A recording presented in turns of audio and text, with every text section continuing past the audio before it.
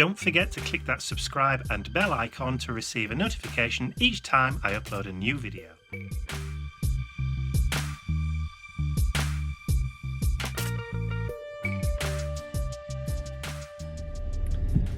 It's Friday morning, 30th of July. Still raining. It's eased up a bit though. I haven't had any more severe weather, no more hail or thunderstorms or lightning storms. It's just steady drizzle. So thankfully, because we're kind of higher up and in a hilly area, there's no flooding where we are, whereas some areas within the UK have had some really bad flooding this past week or so. But yeah, we've escaped quite luckily, so that's good. I've been to the post office, so all website orders have been processed and posted off, so that's good. I'm just nipping down to the supermarket because although I'm on a diet, Ian isn't, because his weight is a lot less than mine. It used to be, when we first met, he was a lot bigger, muscly, because he used to do weightlifting, a lot bigger than me. I used to be like a pencil, straight up and down, and 9 stone wet. But over the years, you know, age has caught up with me and the belly's expanded. Lockdown hasn't helped, but also the fact that I've got more of a sedentary lifestyle than I had 20 odd years ago when I was working full-time teaching. I was on my feet walking about most of the day, so yeah, it's bound to catch up and it's bound to pile the weight on, but obviously I'm doing a little bit about it. I'm trying to cut down on the amount of food and the type of food that I consume. No chocolate anymore. We don't really have fried foods. Any foods that we do have are usually grilled, so like sausages, steak and that kind of stuff. But when I do buy things like beef mince, ground beef, I usually buy like the 5% fat rather than the cheaper 20%, just because it just makes a difference. The last time I had my MOT, when I turned 50, my cholesterol was nil, undetectable, because of that. So because that's what I've always done. I've always grilled, always tried to eat healthily. The only problem is I just eat too much. I do eat healthy, we eat plenty of veg, plenty of chicken and fish, not very much red meat, the occasional steak, the occasional burger, the occasional, you know, pasta with ground beef, beef mince or whatever, but it's always low fat one. So always try to do that. Just the problem is it's the amount. So anyway, as I was saying, going down to the supermarket because Ian fancies a pizza. So I'm going to try and find something a little less fattening. But he can have his pizza. I'll just get him an individual one.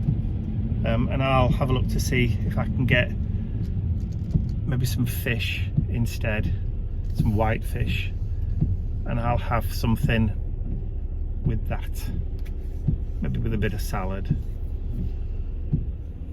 Sounds nice, doesn't it?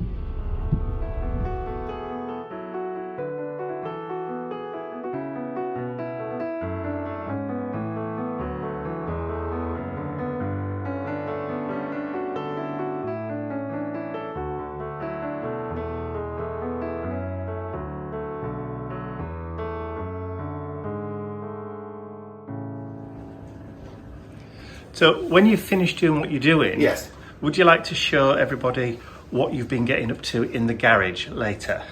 I would love to. It's a mess, but I know you'll understand. Good afternoon, everyone. Just a quick look at what I'm making at the moment. I've bought these little key rings and I've drilled out for the eye, as you can see there, and I'm going to put a red and blue flashing LED. Also, thanks to Mike, got the background pattern that these on all the Star Wars films for all their corridors and things, and they go on there, they will light up. I'm also making some more of the little night lights. Plus, of course, there's the octopuses, or octopi. Their eyes light up, blue or green or red. Plus I have the bumblebees. They're cute.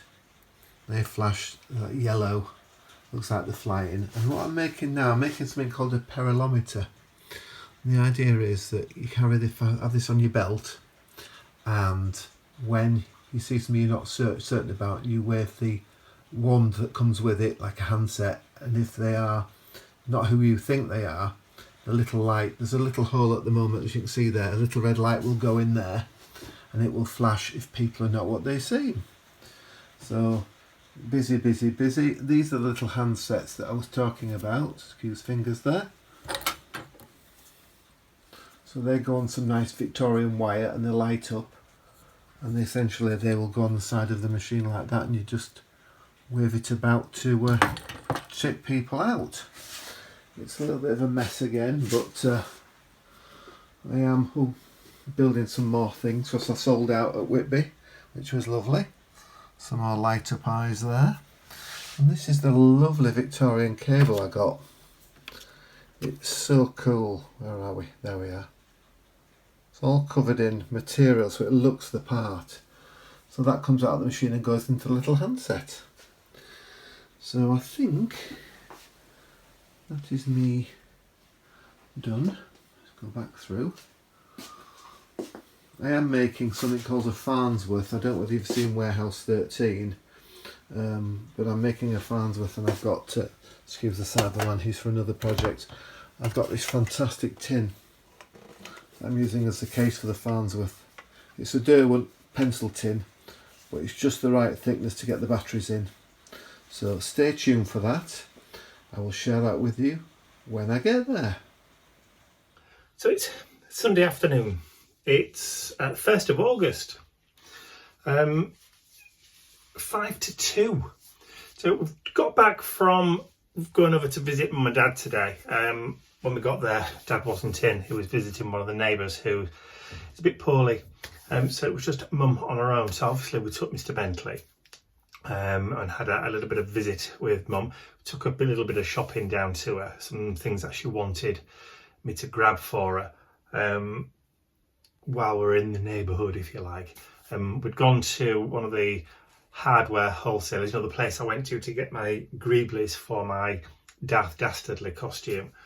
We went back there because there was a few bits and pieces that I wanted from there. Anyway. We did some shopping there, and I took some of it to Mum because there was a couple of pieces that she wanted as well. So I had a nice little visit with Mum, and then on the way back we stopped off at one of the local supermarkets and did a little bit of shopping, just topping up bits and pieces, because I'm doing a full roast chicken dinner for later on this afternoon. We just had a sandwich for lunch.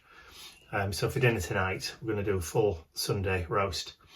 So I need to pick up a few bits and pieces for that. So now that I've had a chance to sit down after doing domestic stuff, I'm going to put together the DigiKit for Smidge, which you all saw yesterday. So lots of comments, all positive, obviously. So you've asked for the kit, I'm going to do it. So that's what I'm going to do. That's my plan for the next couple of hours. At some point I'll pop down and put the chicken in the oven. I know. And it's Sunday too, and I'm working. Well, it's only because there's nothing else to do today. It's raining again. And it's a bit cloudy, and it's grey, and it's overcast, and there's nothing on the TV, and Ian's in the garage. So what else have I got to do? I might as well do this. So that's my Sunday.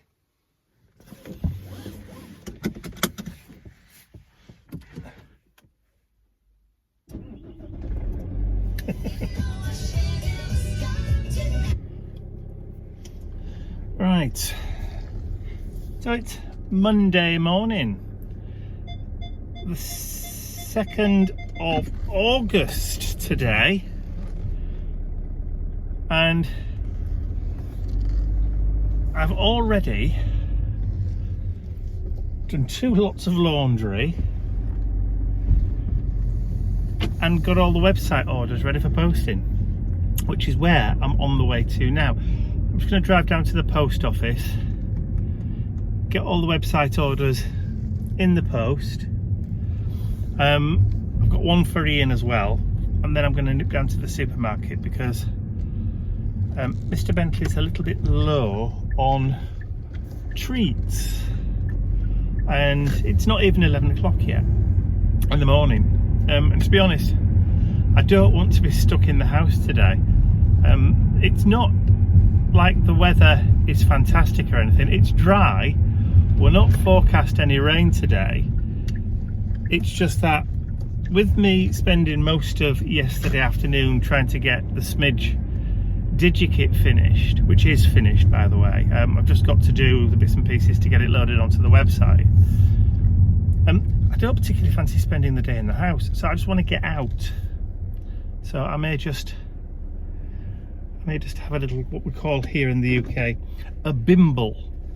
Now a bimble is when you get in the car and you just drive aimlessly with no real thought to where you're actually going. You just have a drive around and see where it takes you.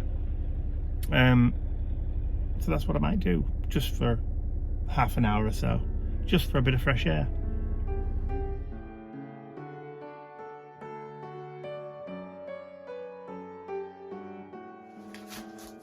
So I've been doodling again.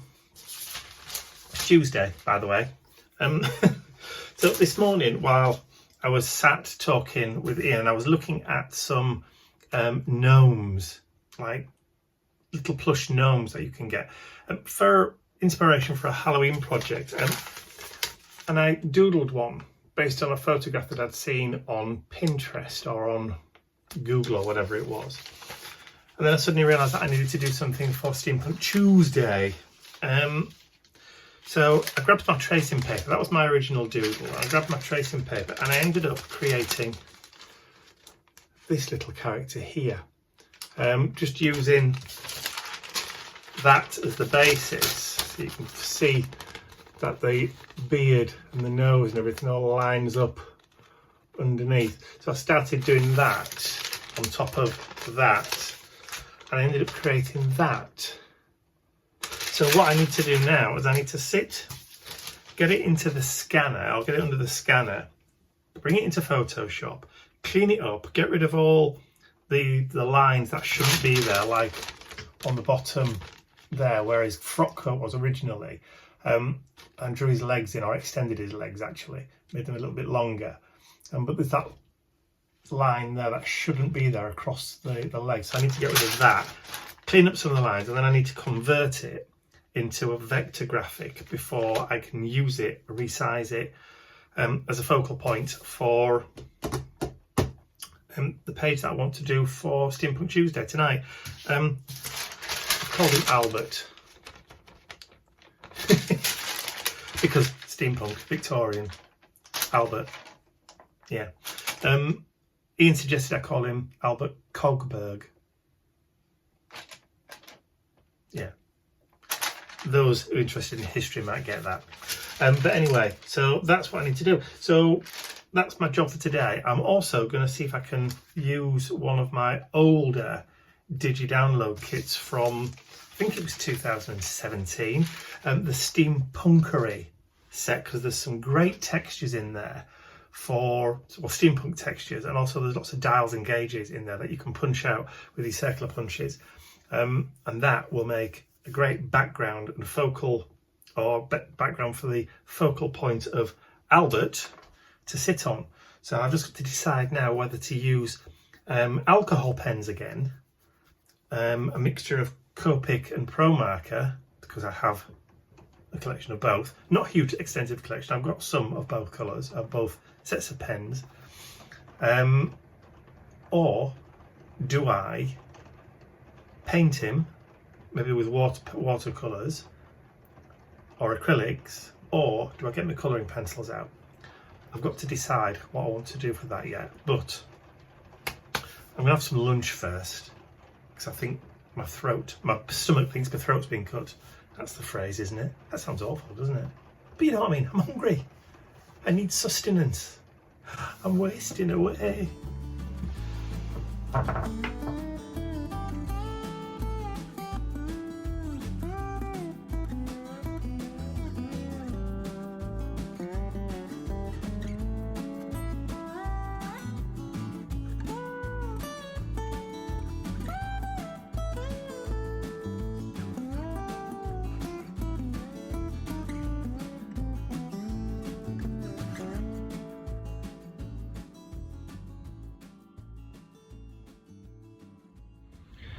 So all the asters in the front garden have started to open. Aren't they beautiful? Different colours, got pinks, purples, obviously, which are Ian's favourite but not mine. And there's whites, but those pinks are gorgeous. When they all come into full bloom, they're going to look absolutely stunning.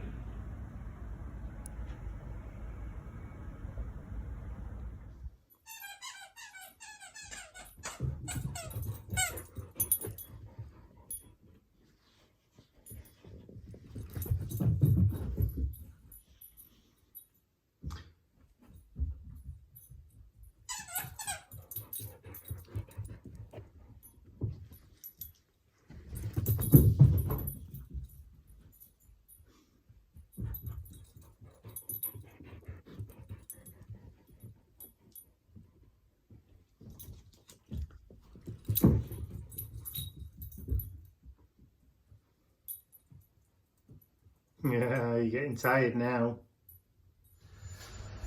So the sun's out, but for how long, I've got no idea. Now, it is forecast for rain this afternoon, heavy rain this afternoon. Hello, Mr. Bentley. Yes, in a second, we'll play in a minute. So, to make the most of the sunshine, we needed to move the apple tree. So, remember we put the apple tree in a terracotta pot behind us, so it was up against the wall there, but it's not doing very well in that pot. It's, with the apples being on the branches, it's tipping, and it's leaning quite alarmingly. So we've decided to move it and put it into the raised veg pot, or the raised veg bed, mainly because all the peas and stuff have come out of that now, so it's not going to be used for peas much longer. So we thought we'd put the apple tree in there. So I'll just turn the camera around and show you what we've done. And here's my constant companion, the helper. Hello, sweetie pie. Hello, darling. I know. I love you too. Yes, I do. Yes, I do. So that was the terracotta pot that the apple tree was in. So we've lifted it off, and as you can see, the veg patch is now, we've taken out the radishes. The carrots are still in there, they're still doing okay. The peas are just coming to the end over there. Beans are still going, but as you can see, we've put the apple tree in the bed there, and it's much, much better. It'll want pruning to remove some of this extra weight here and here, to encourage the spurs to come out there next year, but I don't want to do it just yet. And that branch there, there's no apples on that one at all. They're strawberries, by the way, but there's nothing on that one at all, so that's going to come off as well. And the central leader, which is this one up here, you don't really want apples growing on a vertical axis. You want them coming off this way so they hang better. Now we've got two on this one. That smaller one needs to come off to give this one. They shouldn't really be touching as well. So that's the other thing. Now, with it being still summer, you can prune in summer, but it's best to do it while the tree is dormant. So I'm loath to do it now, but I think I'm going to have to, because they are far too bendy and there's too much weight on these at all. So I need to do some more research. I need to go onto the internet and ask the experts, maybe watch a few videos on how to prune apple trees, and then I'll keep you updated. But we've had a bit of a tidy up. Grass has been cut. Most of the early spring and summer flowers have now gone, but the later ones are coming out. I've got some liatris here, and the agapanthus is still going. There's still bits of flowering. The delphiniums, they're going over, but there's still 1 or 2 flowers left on there. Behind this bacopa, there's some rudbeckia. That's about to open. So they're going to be big, bright yellow flowers. The Lismichia in the troughs are flowering. There you go. And there's the, oh look, we have a visitor. So that's the liatris. So big, tall, like spikes of purple. And as you can see, they're a favourite with the butterflies. Mr. Red Admiral, well, Admiral.